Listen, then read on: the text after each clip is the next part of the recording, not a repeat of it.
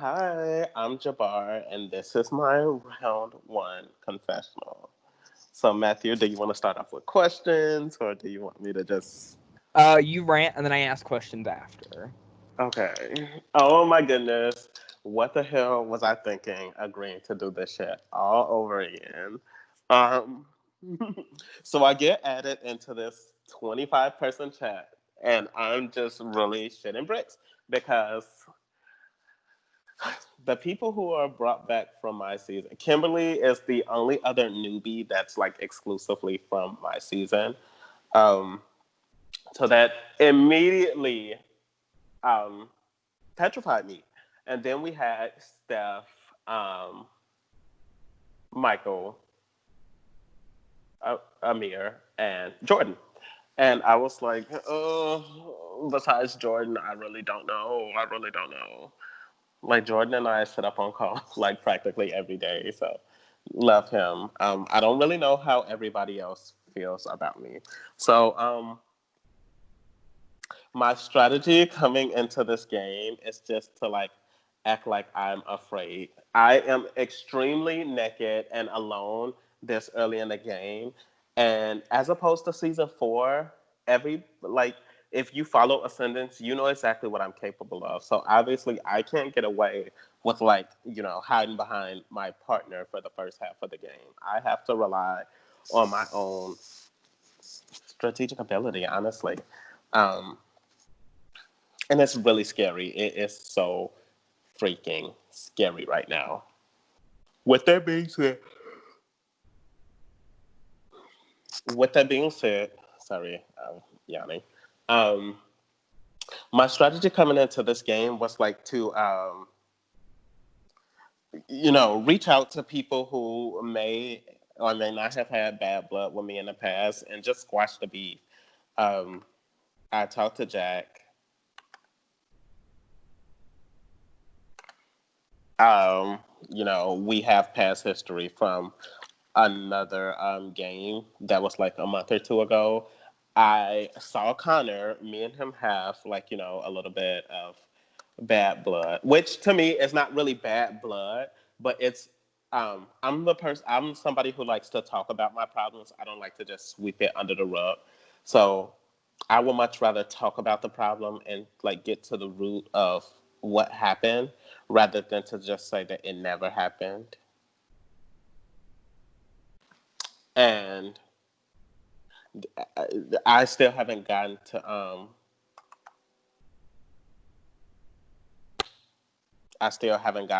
to do that with everybody. So I was definitely on edge. So yeah, I get on the house call, and I'm there, I'm just chatting up, laughing. There's only 7 or 8 of us. Amir's on the call, and then he leaves, and then he gets removed, and it's a very quick, sweet. He's gone, and at that point, it's kind of like, yikes, the game has actually started. Um, so Amir's out, and we have to keep going. But even before that, we get to this point where we have to basically rank everybody in the cast from 1 to 24, with ourselves being 0. And the top 5 will be the team captains. So I get ranked 6, and Duke, Peyton, Steph, Alex, and JG are the top 5. And the only thing running through my head is I cannot be on Steph's team. I don't know if this is an individual or whatever the case may be, but if it is individual, I would literally be getting put on Steph's team to get sent home. That's how I feel about like being on Steph's team coming into this game. So I did not want to be on Steph's team, and I didn't want to be on Alex's team because I really had no interaction with him at all. So that will make me a little bit nervous with being on his team. So I'm the only winner that's in the bottom 5 to be chosen, and I get chosen by Duke. And on my team is Dulcie, Duke, Scott, and Curtis. And I feel like we are very capable of winning competitions, but it's an infomercial, and I'm literally shaking in my boots because this is not for me. This is not something that plays to any of my strengths in terms of competitions, and I just feel like I'm gonna be a bump on the log. So I'm so annoyed. I'm really just so annoyed with the whole infomercial. But I just use this time to, like, talk to people, reconnect with people, whatever the case may be. I reached out to a decent, not a lot, a decent amount of people who I haven't seen in years. Excuse me. Oh, I haven't seen in years and things like that. So um, I reach out to people, like I'm trying to catch a vibe and things like that. Um, Obviously, myself and Jordan are going to work together. So Jordan pulls me and Rocky, because Rocky was the other last person on the call, in a separate chat, and he's pretty much like, um, Jordan's pretty much like, Lana's name is already going around. He tells myself and Rocky that. He tells us that Dylan told him, who told Peyton and Dylan was told by Duke, I guess. I don't know how it came to be, but myself and Rocky, we're both in the same state of mind. We're both very shocked that this is happening very early.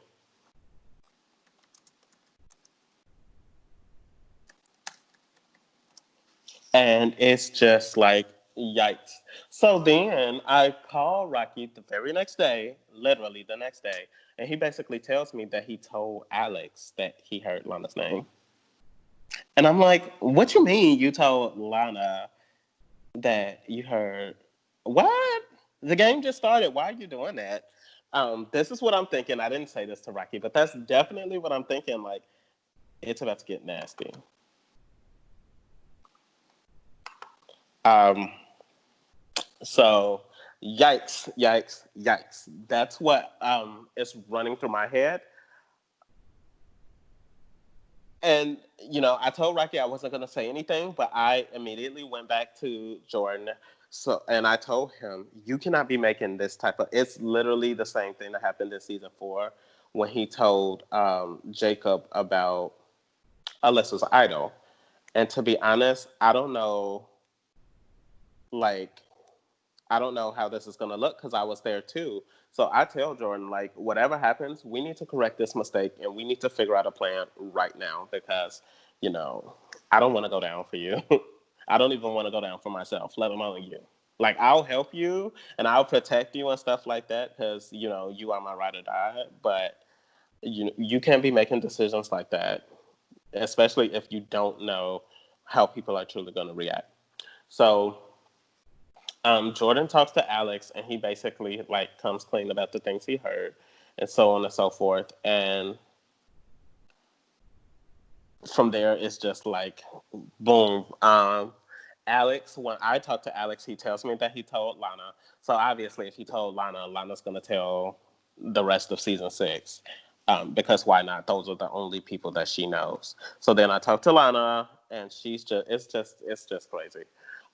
Lana was very dicey and cagey about the information that she was and wasn't willing to give, which, to be honest, is completely fair because we don't know each other. So I completely understand that. Um, I talked to Maddie and Robbie separately. They both spoke fairly highly of each other, but those two both seem like sneaky little buggers, if you ask me. So I don't know how I feel about Robbie and Maddie, but they both would love to work with, season 6 temporarily because it's kind of like people are trying to back season 6 into a wall. So if that's the case, then let the chips fall where they may. With that being said, I talked to all of the winners separately, and all of them felt, to be honest, with the exception of Duke, all of the winners felt like they were potentially in danger. And I think that says a lot that Duke really wasn't feeling like he wasn't in danger, but the rest of us were. But then again, the scores at the first challenge showed that Duke had the highest of the highest.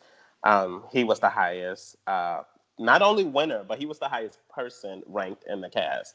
And I was the second highest winner. And I don't know if I was the second highest because people didn't like the other winners, so they just didn't know them. But I was definitely up there with him. So when I talked to Duke in particular, I really just tried to assess the situation. I really just tried to play up that I felt extremely scared and like I felt like a damsel in distress because I didn't really know what the hell was going to happen. Um, so going into this first vote, I'm praying I don't go home, but I can see a way that I will go home. If it gets out that Jordan told myself and Rocky about the plan to send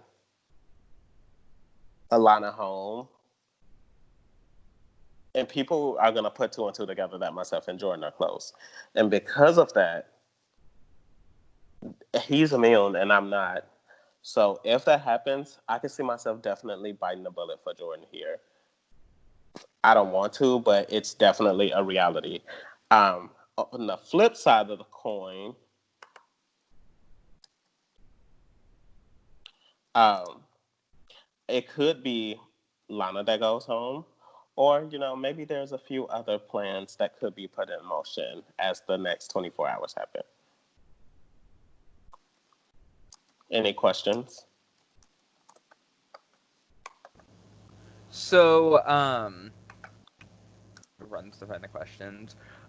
When you saw the cast reveal like starting to happen, I don't know if you saw it live or you saw it once you got added to the chat because I know that you don't have Facebook. Mhm. Did you see anyone that you were like super excited to see? Did you see anyone that you were like very scared to see? Not gonna lie. As soon as I saw, as soon as I saw Jordan was casted, me and him we just called and like he was just updating me as the things progressed. I don't think it's bad to necessarily say that, but like the minute that I seen him, his reveal, what he told me that he had got revealed, we just called and talked and stuff. So um, I kind of watched it. Well, I kind of heard about it live, like after like the first 10 or something. I can't remember what number he was. So there were a few people that I was actually nervous to see all of the other winners because those they scared the hell out of me. I genuinely feel like in terms of winners, I always have like this inferiority complex. I always feel like, I'm not good enough. So when I seen the rest of the winners and like I looked back at like how they won, I was thinking to myself, I didn't play like any of them. Like I didn't play like in seasons 3, 5, and 6 where, you know, it was hardcore side by side and my side dominated. And I just was not, you know, as dude bro like Duke. So like it's something about him that like people just love. So I definitely felt the most shell shocked to see the rest of the winners because I immediately like felt like I was kind of inferior to the rest of them. I was more surprised to see that Alyssa wasn't here as opposed to like seeing people who were here. And even Eddie, those were like the two people who weren't casted that I was the most surprised not to see. So, do you have any vendettas against anyone in the cast? Do you see anyone that you could like butt heads with early? Um, I see a few people who could have vendettas with me if I don't bury the hatchet. Um, just based off of like how things have played out in the past. But I'm not coming in here with any vendettas. I don't need a reason to have a vendetta. I won. What's my vendetta? But I definitely think that Steph could have a vendetta against me. I think that Connor could like target me because he thinks that I have a vendetta against him, which is not the case at all. So just like little things here and there. So, do you think that the respected seasons are going to work together? So, season 6 is going to work with season 6, season Yes. 5 with season 5? I think it depends on the season. These people made these fucking. I feel like every season probably has a season chat, or almost every season. I definitely think that season 6 and season 1, out of all the seasons, definitely want to work together. And I think that the rest of us kind of have to fall in line to stick with what we know. So and I think that that's just the way the cookie crumbles. So you played on the relatively larger season 4. So you kind of know how, a lot of people, the longer gameplay sort of works. Um, Coming into this, was night 1 different in All Stars than it was in season 4? Yeah, night one was different. Okay, so I played in a season where there were 28 people, but they were competing in duos for the first half. So ideally, I just had to be more social with the more active part of the duo, and sometimes with both members of a duo. Whereas this time, it's more of it's a free for all. It's everybody for yourself. So if you're not talking to somebody, you can't expect that somebody else is going to vouch for you because everybody's playing individual. With that being said, this first round has been a lot messier than the first round that I was used to in season 4, just because people are throwing out potential target already. It's so much craziness, and not to mention, for me, when I play Ascendant, like 20 out of the 27 other people didn't know who the hell I was really. So coming into this season, not only do people know who I am in terms of Ascendance, I won Ascendance, and I won this Ascendance that had the biggest cast. So, like I said earlier, I can't come in here doing the same shit that I did last time because if I try that shit, I'm gonna smack the hell out of here. So I have to come in here being a little bit more honest and open with myself, um, and hope that everything goes a okay for me.